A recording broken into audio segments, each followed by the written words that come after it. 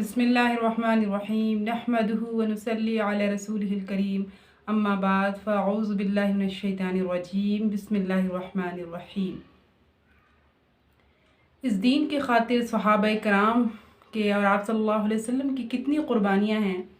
اگر ہم سوچنا چاہیں اور اگر ہم سمجھنا چاہیں تو بہت کچھ ہے ہمارے لیے، اور اگر ہم سوچنا ہی نہیں چاہیں، اگر ہم سمجھنا ہی نہیں چاہیں اور اپنی زندگی میں لانا ہی نہیں چاہے تو کچھ بھی نہیں ہے ہمارے لیے۔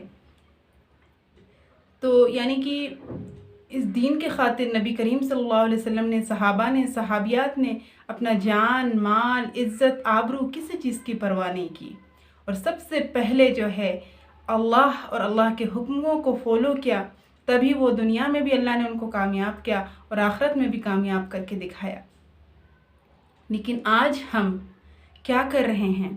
آج ہم سب سے پہلے جو ہے اپنی محبوب چیزوں کو، جو دنیا میں جو نظر آ رہی ہے، اسباب کی شکلوں میں جو نظر آ رہی ہے، اس چیز کو ہم اپناتے ہیں، اس چیز کی ہم زیادہ پرواہ کر رہے ہیں، اور ہم دین کو پست ہم نے چھوڑ دیا ہے۔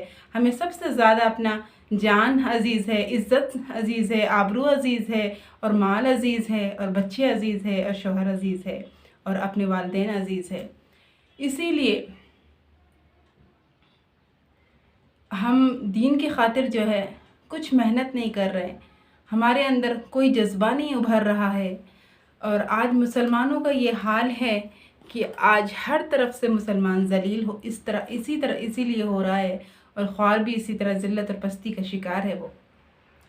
تو ہمیں چاہیے کہ ہم صحابہ کے زندگی کو پڑھیں اور اپنی زندگی کو صحابہ اور صحابیات کے نقش قدم پر ڈھالیں، اپنی زندگی کو بدلنے کی کوشش کریں، اپنے نبی کے سنتوں کو زندہ کریں، اور ہر وہ کام کریں جس سے میرا اللہ راضی ہوتا ہے، اور ہر وہ کام کو چھوڑ دیں جس سے میرا اللہ ناراض ہو رہا ہے۔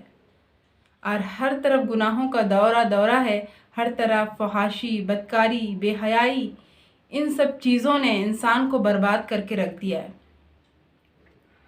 تو ہم اپنے صحابہ کی زندگی کو بھی جانیں اور معلومات کریں اور علم حاصل کریں اور دوسروں کو بتائیں، اور کیونکہ یہ سب سے بہتر امت، اللہ تعالیٰ نے فرمایا خیر امت اخرجت للناس تعمرون بالمعروف وتنہون عن المنکر، تم بہترین امت ہو، تم نکالی گئی ہو بھلائی کا حکم دینے کے لیے اور برائی سے منع کرنے کے لیے۔ یہ آیت جبریل امین کے ذریعے نبی کریم صلی اللہ علیہ وسلم تک پہنچائی گئی۔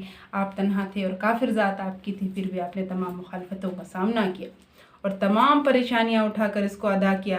تو ہم سب کی ذمہ داری بنتی ہے کہ ہم بھی سب سے زیادہ عزیز ہماری نظر میں اپنے والدین، اپنے ماں باپ، اپنے بھائی بہنوں اور اپنے بچوں سے زیادہ ہمیں سب سے زیادہ اللہ کے رسول سے محبت ہونی چاہیے، اللہ سے محبت ہونی چاہیے۔ سب سے پہلے اللہ کا حکم کو دیکھے، اللہ کے رسول کے حکم کو دیکھے، پھر لوگوں کے حکموں کو ہم مانیں۔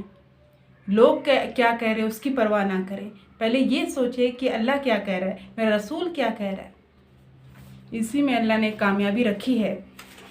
دیکھیں ایک صحابہ ہیں، انس بن نضر ایک صحابی ہے، وہ جو بدر کی لڑائی میں شریک نہیں ہو سکے تھے، تو ان کو بہت ملامت رہتی تھی کہ کیوں میں شریک نہ ہو سکا، انہیں ہمیشہ افسوس رہتا تھا کہ میں کیوں نہ شریک ہو سکا۔ پھر اسلام کی بہت عظیم الشان جو لڑائی ہوئی وہ ہے احد کی لڑائی ہوئی، تو وہ سب سے پہلے جو ہے شریک ہوئے۔ تو اس میں جو ہے مسلمانوں کو ایک غلطی کی وجہ سے جو ہے شکست ہو گئی تھی مسلمانوں کو احد کی لڑائی میں۔ وہ بالکل فتح کے قریب تھے، لیکن آپ صلی اللہ علیہ وسلم نے جس جگہ سے انہیں منع کیا تھا کہ وہاں سے ہٹنا نہیں، تو ان لوگوں نے وہاں سے مسلمان جو ہٹ گئے تھے، اور آپ صلی اللہ علیہ وسلم کے منع کرنے کے بعد تو اس کا یہ ذکر آ رہا ہے کہ ایک غلطی کی وجہ سے مسلمانوں کو کیا ہو گئی تھی، شکست ہو گئی تھی۔ احد کی لڑائی میں جو ہے اول تو مسلمان کو جو ہے فتح ہو گئی تھی، مگر آخر میں ایک غلطی کی وجہ سے، ایک غلطی انہوں نے کر دی تھی، تو مسلمانوں کو کیا ہو گیا تھا، شکست ہو گیا تھا، یعنی کہ ہار ہو گئی تھی۔ وہ غلطی یہ تھی کہ حضور صلی اللہ علیہ وسلم نے کچھ آدمیوں کو ایک خاص جگہ مقرر فرمایا تھا، تو تم لوگ اتنے میں یہ نہ کہوں اس جگہ سے نہ ہٹنا کہ وہاں سے دشمن کی حملہ کرنے کا اندیشہ ہے۔ تو آپ صلی اللہ علیہ وسلم نے فرمایا تھا وہاں سے تم اس وقت تک نہیں ہٹنا جب تک کہ وہ دشمن سے حملہ کرنے کا اندیشہ ہے وہاں سے، اور تم اس جگہ سے ہٹنا نہیں۔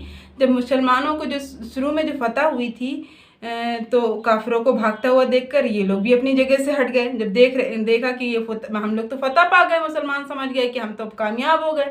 تو وہ کیا کیے، جب ان لوگوں نے کافروں کو بھاگتا ہوا دیکھا تو اپنے آپ بھی بھاگ گئے سارے مسلمان، حالانکہ آپ صلی اللہ علیہ وسلم نے منع فرمایا تھا اس جگہ سے ہٹنے کے لیے. تو پھر کیا ہوا تھا، جنگ جو ہے ختم ہو چکی تھی، اس لیے بھاگتے ہوئے کافروں کا پیچھا کیا جائے. وہ لوگ سوچے کہ اب تو جنگ ختم ہو گئی، اب ہم لوگوں کو فتح مل گئی ہے اور ہم کافروں کو پیچھا کر سکتے ہیں اور مال غنیمت بھی حاصل کر سکتے ہیں. تو اس جماعت کی جو سردار تھی انہوں نے منع بھی کیا تھا کہ حضور صلی اللہ علیہ وسلم نے منع فرمایا ہم لوگ کو نہیں ہٹنا چاہیے اس جگہ سے. تو ان لوگوں نے یہ سمجھ کر، حضور صلی اللہ علیہ وسلم کا ارشاد لڑائی کے وقت کے واسطے تھا، یہ سوچ کر ان لوگوں نے وہاں سے وہ میدان میں پہنچ گئے. بھاگتے ہوئے کافروں کو جگہ خالی دیکھ کر اس طرف سے آ کر کیا کر دیا، حملہ کر دیا.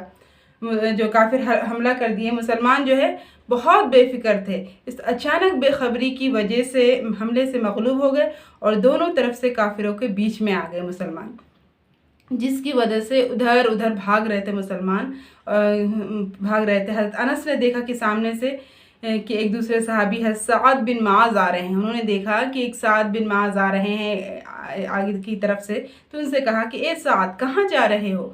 تو سعد رضی اللہ عنہ کیا کہہ رہے ہیں، خدا کی قسم احد کی پہاڑ سے جنت کی خوشبو آ رہی ہے، یہ کہہ کر جان دے دی. یعنی کہ ان کو اپنی جان کی، عزت کی، مال کی، کسی چیز کی پرواہ نہیں رہتی تھی. سب سے پہلے اللہ اور اللہ کے رسول کے حکموں کو فالو کرتے تھے. اپنا جان، اپنا عزت، اپنے آبرو، سب چیزوں سے زیادہ انہیں اللہ کے رسول سے محبت تھی. اللہ کے رسول کے لیے وہ ہر چیز کی قربانی دینے کے لیے تیار تھے. لیکن آج ہم کیا کر رہے ہیں، آج ہم اتنی غفلت کی نیند سو رہے ہیں، لگتا ہے ہمیں دنیا میں ہمیشہ کے لیے رہنا. ہم یہ سوچتے ہی نہیں کہ اللہ نے ہمیں کس لیے پیدا کیا، ہمارا مقصد کیا ہے. ہم ایسے کھانے پینے، گھومنے اور اپنی عیاشی کے لیے نہیں پیدا ہوئے. اللہ تعالیٰ نے ہمیں آزمائش کے لیے پیدا کیا ہے. یہ مختصر سی زندگی ہے، اس میں ہمیں محنت کرنا ہے اور محنت کرتے کرتے اس دنیا سے جانا ہے.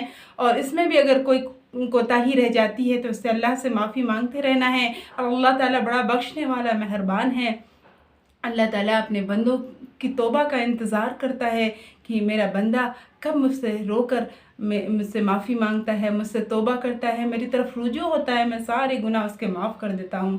تو ہم سب کو چاہیے کہ ہم توبہ کریں، اللہ کی طرف رجوع کریں اور جتنا ہو سکے ہم مسلمانوں کو متحد کریں، آپس میں جوڑیں اور اللہ کے رسول کی باتیں بتائیں اور اللہ کے رسول کو جو ہے جتنا ہو سکے ہم مطالعہ کریں، احادیث کی معلومات ہم رکھیں، ہم قرآن کو اپنی زندگی میں لائیں، قرآن کو کھولا جائے، قرآن کو پڑھا جائے، قرآن کو سمجھ کر پڑھیں کہ قرآن میں اللہ تعالیٰ کیا بتا رہے، ہمارے لیے کیا حکم ہے، ہم کہاں جا رہے ہیں. اللہ کے رسول جو ہمارے لیے سب سے بڑے رہبر، سب سے بڑے سب کچھ ہے ہمارے لیے، انہوں نے ساری زندگی کا سب کچھ بتا دیا ہے.